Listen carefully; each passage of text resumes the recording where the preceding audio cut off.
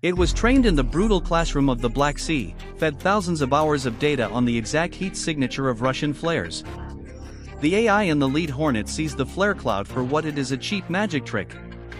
It holds its course. The missile, however, is not so smart. It has a simple, primitive brain. It sees multiple heat sources and gets confused. This is the moment the final desperate gambit unfolds. The second drone, the last remaining wingman, deliberately overclocks its engine. It's a suicide move, pushing the motor to its breaking point, creating a massive, irresistible bloom of heat. It becomes the brightest thing in the sky. The Igla takes the bait. It changes course, locking onto the sacrificial drone. The plan works perfectly, until it doesn't. The missile doesn't need a direct hit. Its proximity fuse detonates 10 feet from the decoy, blasting it into 1,000 pieces. But the explosion sends a wave of white-hot shrapnel tearing through the air. The lead Hornet, flying just 50 yards away, gets caught in the blast. Its port wing is shredded.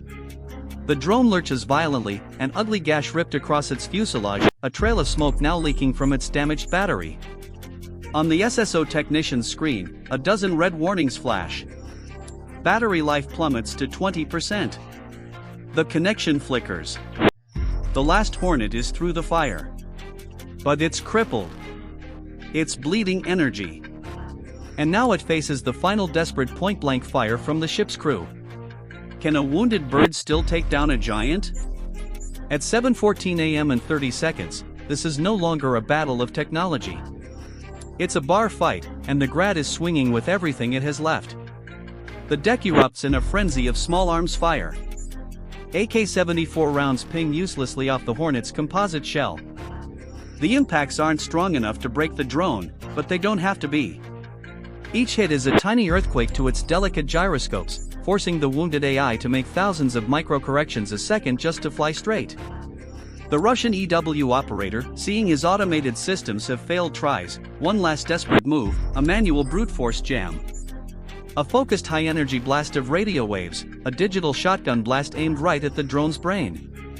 For a moment, the SSO technician's control link flickers and dies.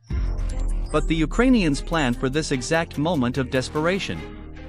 As the radio link is severed, a backup system kicks in, a fiber optic cable spooled out behind the drone, maintaining a perfect, unbreakable connection. You can't jam a beam of light with radio waves. The final gambit has failed. The last Hornet, battered and smoking, is now inside 500 yards. The Russian sailors on deck stop firing. They can see it now, a wounded Hornet wreathed in smoke, and they know their rifles are just toys. They can only watch. The AI, sensing victory, makes its final calculation. It reroutes the last dregs of power from the damaged wing stabilizers directly to the main thruster. It's an all-or-nothing push. Battery at 10% and dropping fast. The FPV camera feed fills with the target, the engine's glowing exhaust port. 5 seconds to impact, battery critical. The last thing the Russian crew sees is the drone's single unblinking optical eye locked directly onto the heart of their ship. The Hornet's camera feed is now filled with nothing but the target, the bright glowing maw of the engine's exhaust vent. On the deck, the frantic shooting of the Russian sailors dissolves into stunned silence. They can only watch the inevitable. This is the brutal reality of physics. A 950-ton beast of a warship needs 15 seconds of agonizing effort to change course in these shallow waters. The drone's AI, even wounded, makes 1,000 course corrections in the time it takes a human to blink. There is no heroic last-second maneuver that can save them. And as the drone closes the final distance, the second mission is already underway. Miles away, the SSO ground team's truck is already rolling. They don't wait for confirmation. The launch is their signal to vanish. By the time the Grad becomes a fireball, they will have ghosted onto a remote logging road. The truck's Russian license plates will be swapped for civilian Karelian ones. The false furniture compartments will be removed, the truck filled with crates of local produce. If stopped at a checkpoint, they are just lost merchants. The Hornet's 8-pound shaped charge doesn't just explode. It performs a magic trick of physics known as the Monroe effect. In less than a microsecond, the explosive charge forges the warhead's copper liner into a single needle-thin jet of molten metal, a molten metal jet screaming at over 18,000 miles per hour like a bullet from hell. It punches through the engine block's steel housing as if it were wet paper. This is the key unlocking the door. The molten jet instantly atomizes the diesel in the fuel lines, triggering a catastrophic detonation inside the engine compartment. The ship's own hardened hull, designed to keep explosions out, now serves to contain the blast in. It's like poking a balloon inside a phone booth. The pressure wave has nowhere to go. It rips through the bulkheads and in 1.3 seconds it finds what it's looking for: the magazine where the caliber cruise missiles are stored. The sympathetic detonation is instantaneous. The Grad went from a Baltic badass to a lakeside barbecue courtesy of Putin's special military operation. But the real damage isn't just one ship. It's the traffic jam from hell it just created. The 680-mile Volga-Baltic Waterway, Russia's secret highway for moving 30% of its fleet, is now a confirmed kill zone. The Grad was the lifeline ferrying fresh calibers to the Caspian Flotilla. Now that supply chain is severed. Just like the sinking of the Sergei Kotov paralyzed logistics in the Sea of Azov, the single strike has created weeks of delay. It's like unplugging a washing machine mid-cycle. Not only is the floor flooded, but the whole house is a mess for a week. And while the Russian generals were scrambling, the information war exploded. Grainy drone footage went viral on Telegram, racking up millions of views. The Russian Ministry of Defense called it a technical incident. The same tired excuse they used for the Kerch Bridge. Except NASA and Planet Labs showed the world a different story. At 7:15 a.m. October 4, 2025, 600 miles from the Ukrainian border, the $500 million Russian missile corvette Grad slips quietly through the Volga-Baltic Waterway. The Russians think this is a safe route to avoid Ukraine's drone-infested Black Sea. They have no idea that in less than 60 seconds Ukraine is about to blow their prized warship to the bottom of the lake. From a hidden position miles away, a Ukrainian SSO technician watches the target. This was the result of a 3-month intelligence operation tracking the Grad from the moment it left the Baltic, just waiting for this exact moment of vulnerability. Taking out this ship means more than just a naval victory. It means silencing one of Putin's deadliest missile platforms, buying the cities of Ukraine a desperately needed reprieve from its reign of terror. The Grad's defenses are built for open ocean combat, designed to shoot down supersonic missiles, not a swarm of low and slow drones hugging the shoreline. The ship is a giant half-blind to the real threat. But the true impossibility of this mission wasn't the final attack, it was the 600-mile journey to get here.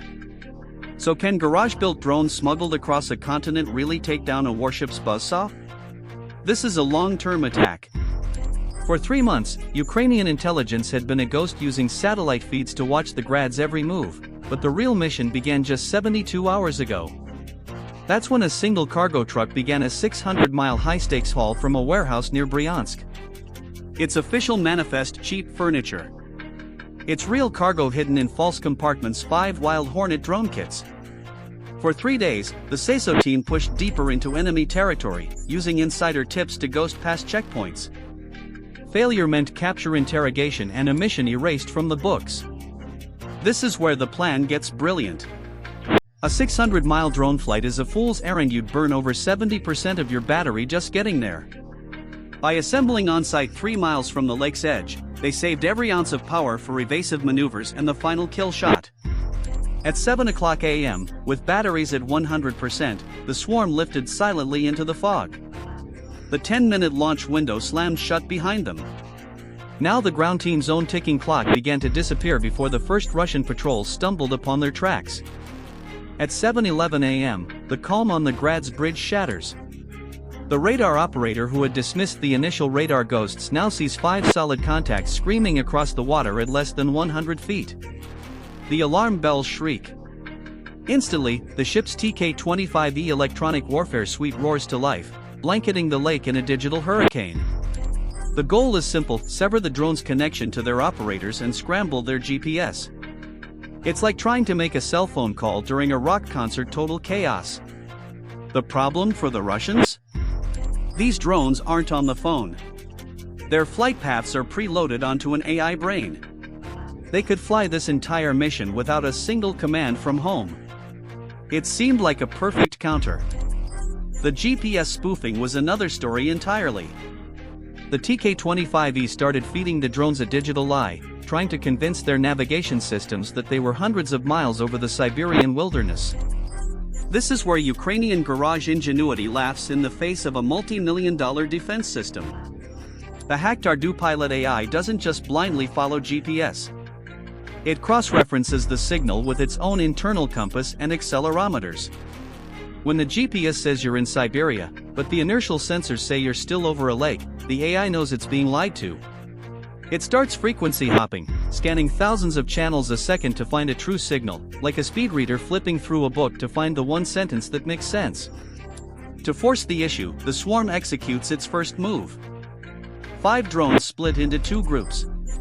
2 climb slightly, making themselves juicier targets for the Russian jammer. They are the sacrificial pawns. The bait works. As the TK-25E focuses its energy on the 2 decoys, the other 3 slip through the electronic net. The decoys are fried, falling silently into the water, but they've done their job. The primary strike group is through, and now the Russians know they're not fighting ghosts. They're fighting a coordinated attack. Through the fog, the barrels of the AK-630 CIWS begin to spin. At 7:13 a.m., the Grad's AK-630 CIWS opens up with a sound like canvas tearing a buzzsaw chewing through the morning air, 10,000 rounds a minute.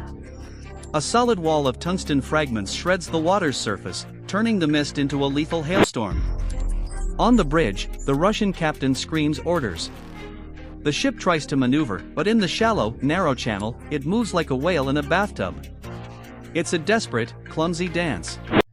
Sailors with rifles line the deck, firing blindly into the fog, a completely useless gesture. This wall of steel should be impenetrable. On paper, it is. But here's the fatal flaw, the one the Ukrainian planners bet the entire mission on. The AK-630 was designed to shoot down sea-skimming missiles in the open ocean. Its guns physically cannot depress low enough to hit a target that's hugging the water just a few hundred meters away.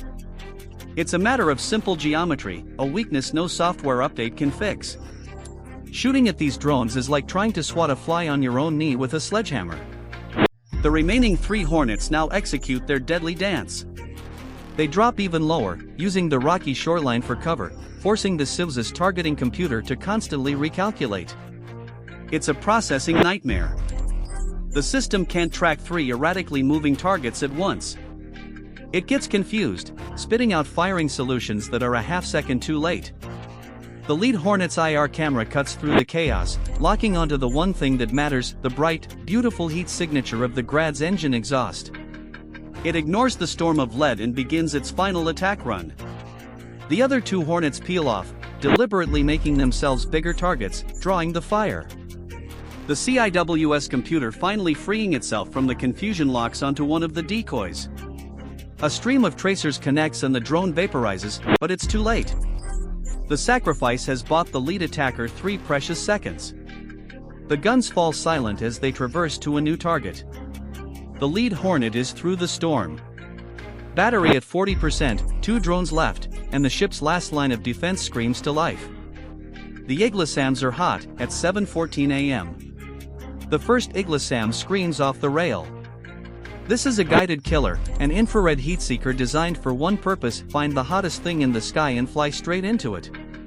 In response, the Grad launches a cloud of decoy flares, each one burning hotter than a drone engine designed to confuse the missile. This is the textbook defense. It should work. But Ukrainian AI wasn't written from a textbook. A blackened warship dead in the water 400 miles from Moscow. You can't hide that. The myth of an untouchable Russian heartland was shattered, and the psychological impact was immediate. And this brings us to the final strategic checkmate. This single strike forces Moscow into a nightmare dilemma. They now have to pull precious Panzer S-1 air defense systems away from the front lines in the Donbass just to guard their own canals. Every system they pull back to play defense is another open door for Ukrainian jets in the east.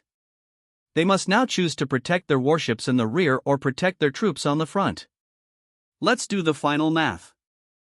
A $10,000 Wild Hornet just defeated a $500 million warship. That's a 5,000,000% return on investment that would make Wall Street bankers weep. This isn't just a victory. It's a new doctrine. Ukraine proved that cheap smart swarms can make a modern navy obsolete. According to some models, repeating this kind of success could shorten the entire war. It's a strategic checkmate delivered from the back of a truck. So, now the question is for you. If you were commanding the next SSO deep strike team, what would be your target? Another warship caught in the canals? Or would you go for the infrastructure itself like a critical canal lock to cause maximum chaos? Let me know your tactical plan in the comments below.